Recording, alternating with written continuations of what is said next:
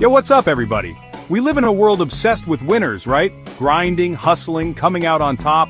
But what if I told you there's a different kind of power move? One that often flies under the radar but can be crazy effective. I'm talking about the strategic art of playing the victim. Think about it. Society has a soft spot for the underdog, the one who's been wronged, misunderstood. We rally around them, offer support, amplify their voices. There's a certain social currency that comes with being the victim. So, today, we're diving deep into this phenomenon. We're gonna unpack the surprising benefits of wearing the victim badge, how it can be used for good, for evil, and everything in between. Let's go. Look, empathy is hardwired into our DNA. We're biologically programmed to feel for those who are hurting. It's like a built-in survival mechanism, right? Back in the day, if someone in your tribe got attacked by a saber-toothed tiger, you better believe everyone rallied around to help. Fast forward to today, and that same instinct kicks in when we see someone who appears to be suffering. We want to understand their pain, offer comfort, maybe even share their story with others. It's like this primal urge to connect and show support. And that, my friends, is where things get interesting. Because this instinct, this pure human desire to help, can be, let's just say, leveraged. When someone presents themselves as a victim, they're tapping into that well of empathy, turning suffering into a kind of social currency. And trust me, in the right hands, that currency can be incredibly valuable. We live in a culture obsessed with achievement, right? Degrees, promotions, likes, followers. We're constantly being measured by what we've accomplished. But here's the thing about playing the victim. It can be a shortcut, a way to bypass that whole system of meritocracy. Suddenly, the focus shifts from what you've done to what's been done to you. The narrative becomes less about your qualifications and more about your survival. You're no longer defined by your successes or failures, but by the injustices you've endured. And here's the kicker, it's a narrative that's incredibly difficult to challenge. Who wants to be the jerk who questions someone's pain, right? So, the victim card becomes this shield, deflecting criticism and scrutiny, allowing someone to rise in the ranks, not through hard work or talent, but through carefully curated suffering. Now, before you think I'm saying all victims are out here running game, let's be clear.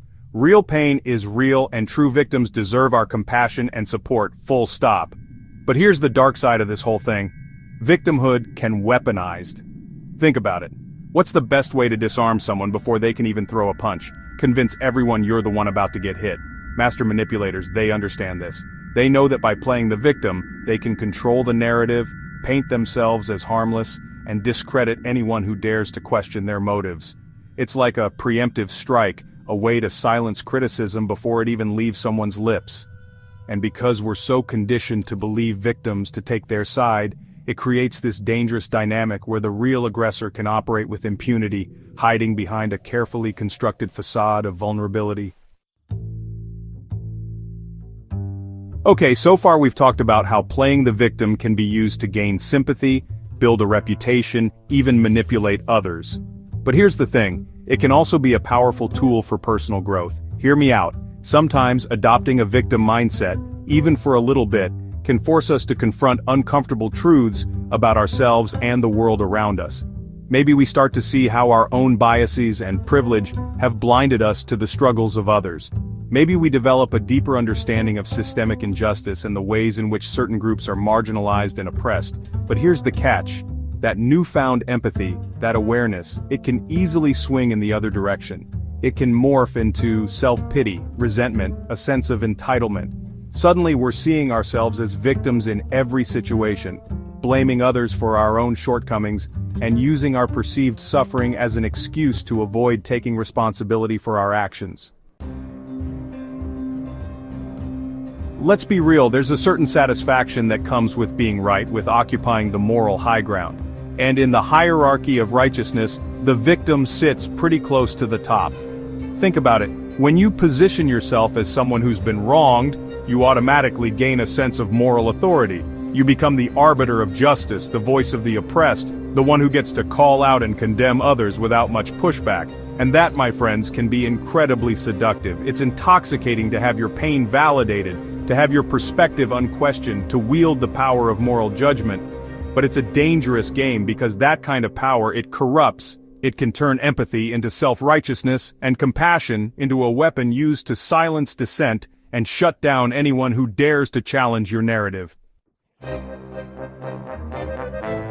Look, it's crucial to remember that real victims deserve our compassion and support. But as we've seen, the victim role can be performed, manipulated, even weaponized. It's a complex issue with no easy answers. But here's the takeaway: don't be so quick to judge a book by its cover. Just because someone presents themselves as a victim doesn't automatically make them a saint. And just because someone speaks out against injustice doesn't mean they're always in the right. We have to look beyond the surface, question motives, and be willing to call out BS, even when it's uncomfortable. Because sometimes the biggest threat isn't the one pointing the finger, it's the one pretending they've been hit.